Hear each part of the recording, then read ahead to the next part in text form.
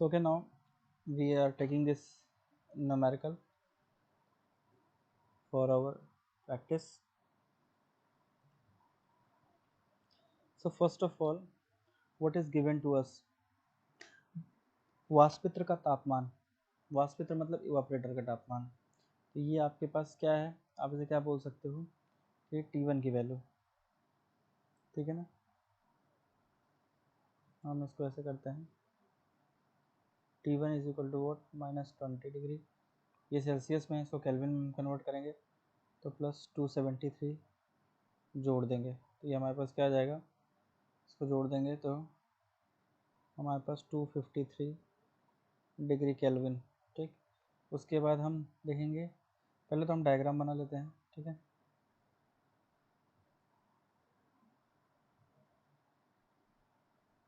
ठीक, डायग्राम में ये ऊपर का पोर्शन आप हटा सकते हैं इसको समझने के लिए।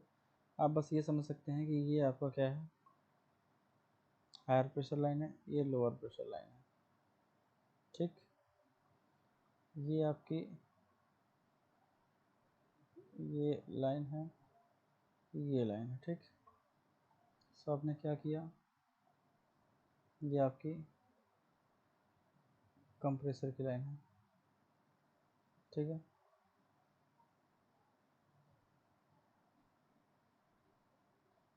ठीक है ना, तो ये आपका क्या हो गया point, this is .1, this is .2, okay, this is point, let us suppose that this is 2 dash, this is 3, okay, and enthalpy line आपकी थोड़ी सी क्या होगी, टिल्ट होगी, ये हो गया 4। ठीक है, ये हमने क्या बनाया, T5 डायग्राम बनाया, या TS बोल सकते हैं इसको, ठीक है। सो यहाँ पर एंथैल्पी H2 है, H1 है, ठीक है ना। तो हम क्या करेंगे, T2 डैश हमारा क्या होगा, T3 होगा। और यही लिखा हुआ है कि संघनित्र का तापमान, संघनित्र का तापमान क्या है, 30 डिग्री सेल्सियस, 30 डिग्री सेल्सियस ये संघनित्र का तापमान है, ठीक है।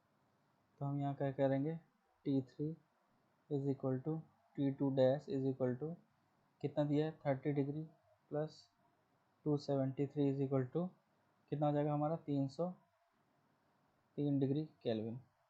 ये हमने दो टेम्परेचर निकाल लिए, क्लियर है।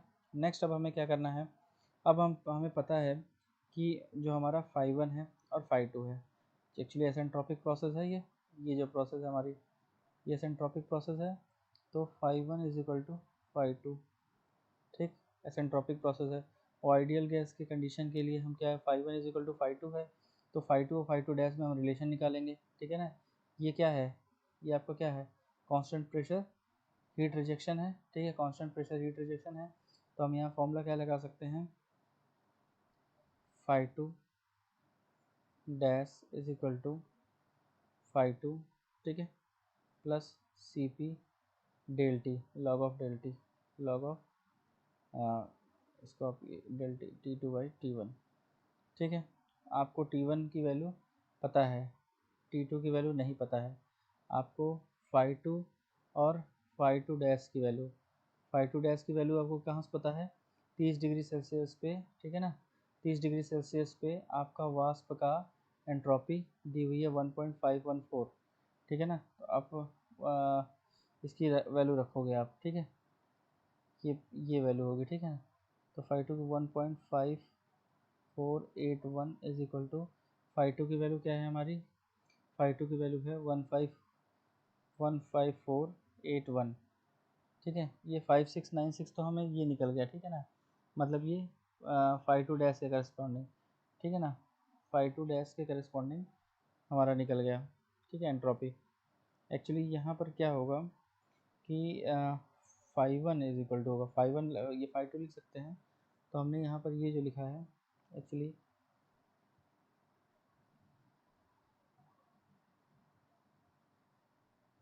ठीक है, ये ठीक। तो φ2 की वैल्यू क्या होगी, φ2 की वैल्यू हमको पता है कि φ2 हमारा क्या होगा, यही होगा, एंट्रोपी तो इसकी सेम होगी, जो φ1 की होगी वही φ2 की एंट्रोपी होगी। तो φ1 की एंट्रोपी का मतलब क्या है, at the temperature what, -30 degree Celsius, -20 degree Celsius, ठीक है। आपकी वास्प वाली लाइन पे एंट्रोपी कितनी है, तो -20 डिग्री में वास्प वाली लाइन में 1.5696 है, तो हम यही लिखेंगे 1.5696। ठीक है, यहाँ हम क्या लिखेंगे 1.5696 that is equal to the 1.5481। ठीक है, प्लस Cp की वैल्यू हमें दिया हुआ है 0.65 लॉग ऑफ T2 की वैल्यू हमें पता नहीं है और T1 की वैल्यू हमें पता है जितना है कि 252। ठीक है, इससे हम सॉल्व कर लेंगे और T2 की वैल्यू निकालेंगे। T2 की वैल्यू आप कैलकुलेट करेंगे और निकालेंगे तो T2 की वैल्यू आएगी 313 डिग्री केल्विन। डिग्री सेल्सियस में करेंगे तो 313 माइनस 273। ठीक है, that is equal to the, आप इसको सॉल्व करेंगे तो ये आ जाएगा 3 में 3 गया 0, ये हो गया 11 में 7 गया 4, 0 40 डिग्री सेल्सियस। ठीक है ना, आप केल्विन में भी इसे कंसीडर कर लो। ठीक है, इस ऐसे भी कंसीडर कर लो। नेक्स्ट पेज देखते हैं हम, पेज नंबर 2। ठीक, अब देखिए पेज नंबर 2 में हम ये चीज़ ऑब्जर्व करेंगे कि हमें T2 मिल गया है। अब हमें क्या करना है, एंथैल्पी निकालनी है। जो हमारी क्या है, COP निकालना है। COP के लिए आप सभी को पता है रेफ्रिजरेशन इफेक्ट और वर्क डन को निकालना बहुत ही मस्ट है। तो अब हम क्या करेंगे, 0.2 पर एंथैल्पी निकालेंगे। ठीक है, 0.2 जो हमने डायग्राम बनाया था उसमें 0.2 पर हम क्या करेंगे, एंथैल्पी निकालेंगे। हम डायग्राम उठा ले आते हैं पहले वाले उससे। ठीक है, हम क्या करते हैं, हम इसको उठा लेते हैं। ठीक,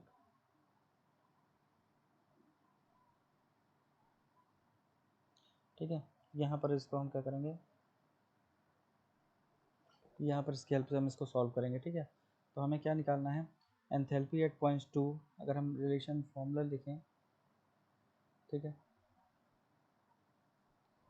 enthalpy at 0.2 that is equal to the H2 is equal to H2 dash होगा। ठीक है, सेम होगा Cp डेल टी, और डेल टी क्या होगा, temperature difference T2 minus super heated minus T2 dash है जो वेपोरेशन वेपर लाइन पे होगी टेम्परेचर। ठीक है, तो इससे हम क्या, इसकी वैल्यू निकालेंगे। हमें H2 की वैल्यू नहीं पता है, H2 डैश की वैल्यू पता है, corresponding to temperature 30 degree Celsius. ठीक है, corresponding to temperature 30 degree Celsius saturated vapour line पे जो भी हमारी एंथैल्पी होगी, ठीक है, वो हमारी किसकी होगी, H2 डैश की होगी। ठीक है, तो H2 डैश की एंथैल्पी हमें पता हो गई, तो H2 को हम कैलकुलेट कर लेंगे, H2 डैश की वैल्यू हम निकालेंगे। ठीक है, तो H2 डैश की वैल्यू हमारी 364.96 प्लस Cp की वैल्यू हम सभी को पता है यहाँ पर 0.65, और टेम्परेचर हमने निकाल ही लिया है। सो अल्टीमेटली सारी वैल्यूज़ को 3 हम रखेंगे, 313 माइनस 303, इसको सॉल्व कर लेंगे तो हमारी एंथैल्पी की वैल्यू क्या आ जाएगी, 371.46 kg, सॉरी किलो जूल पर kg।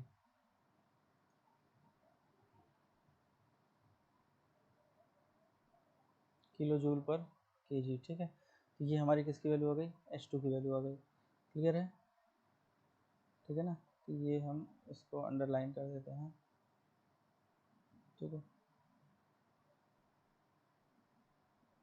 ठीक है, ये हमारी H2 की वैल्यू आ गई। ठीक, अब हमें क्या करना है, अब हमें कंप्रेसर वर्क निकालना है, वर्क ऑफ कंप्रेसर। तो हमें पता है कि H2 माइनस H1, सीधी H2 की वैल्यू हमें फाइंड हो चुकी है, H1 की वैल्यू हमें पता है, इन दोनों का डिफरेंस निकाल लेंगे तो हमारा आ जाएगा। तो compressor work is equal to what, H2 minus H1, इसको हम वैल्यू उठा करके बस रखना है, सॉल्व करना है। तो हमारे पास कंप्रेसर का वर्क आ जाएगा 28.07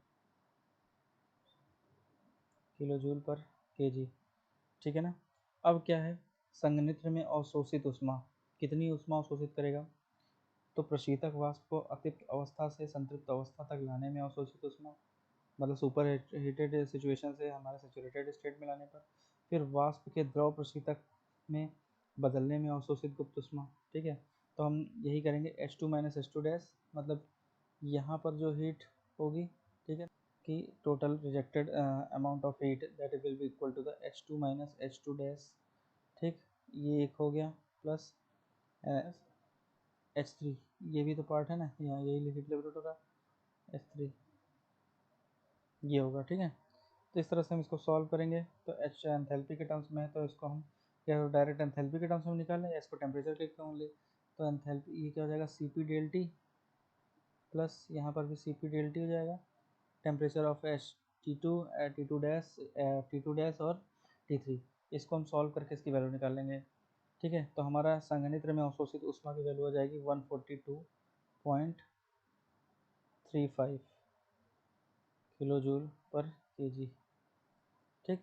इस तरह से हमने ये कर लिया। अब नेक्स्ट हम फिर से इसको कॉपी कर लेते हैं, ठीक है, और इसको add to the next page कर देते हैं, ठीक।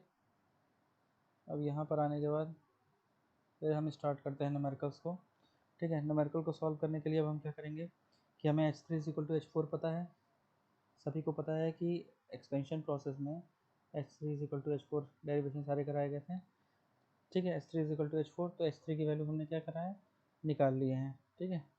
H3 की वैल्यू तो हमें पता है, तो H3 = H4 = 229, ठीक। हम क्या कर लेंगे, क्या 229.11 किलो जूल पर केजी, ठीक। अब हमें क्या है, अवशोषित प्रक्रिया अवशोषण प्रक्रिया में अवशोषित ऊष्मा, ठीक है, ये हमारी H1 - H4। तो H1 की वैल्यू हमें पता है, H4 की वैल्यू हमें पता है, H4 = H3।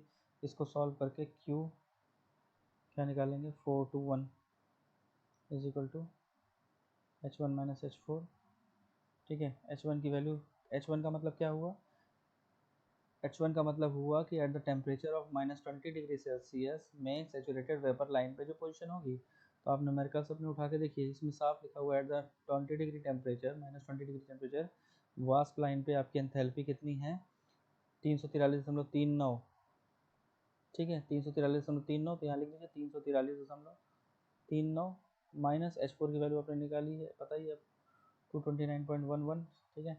इन दोनों को सॉल्व कर लीजिए, ठीक है। कैलसी आपके पास होना चाहिए न्यूमेरिकल सॉल्व करते हो, ठीक है ना। इसको सॉल्व करेंगे तो आपकी वैल्यू आ जाएगी कितनी, ये आपकी सॉल्व करने पे आएगी 114.28, ठीक। तो ये आपकी वैल्यू क्या आ जाएगी, 114.28, ठीक है, किलो जूल पर केजी, ठीक। तो इस तरह से हमारा आ गया। अब प्रति टन हम क्या निकालेंगे, प्रति टन तथा प्रति मिनट प्रशीतक प्रवाह, ठीक है। That is equal to the M mass flow rate. तो 210 किलो जूल पर केजी होता है, सबको पता है। ये हम फॉर्मूले भी यूज़ कर चुके हैं, Q41 मतलब enthalpy of 1 minus enthalpy of 4। इसको सॉल्व करके हम मास फ्लो रेट निकाल लेंगे, जो कि आपका जाएगा 1.838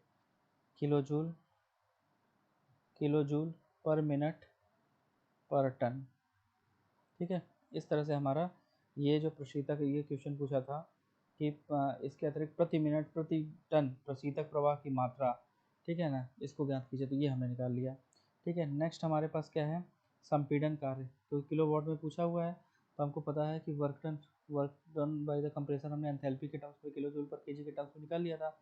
अब हमको इसको क्या निकालना है, प्रति मिनट किलो जूल पर मिनट पर टन के हिसाब से निकालना है, ठीक है। तो हमारा जो सीधा यहाँ पर आया हुआ है मास फ्लो रेट, जो कि 1.838 है, इसको मल्टीप्लाई कर देंगे कंप्रेसर वर्क से।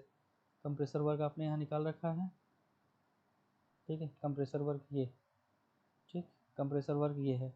अब इसको आप यहीं पर आइए और सीधा यहाँ पर मल्टीप्लाई कर दीजिए किससे, 28.07 से। तो जो आपका आएगा वही क्या हो जाएगा, क्या आपका किलो जूल पर मिनट पर टन। तो ये आ जाएगा 51.6 किलो जूल पर मिनट, किलो जूल पर मिनट पर टन, ठीक। तो ये आपका क्या कहला जाएगा, ये नेक्स्ट आंसर आपका हो जाएगा पावर रिक्वायर्ड, ठीक है ना, ठीक है। उसके बाद नेक्स्ट आपसे पूछा है COP। तो COP आपको बहुत ही सिंपल है कि H2 - H1 upon H4 minus, sorry हमने उल्टा लिख दिया,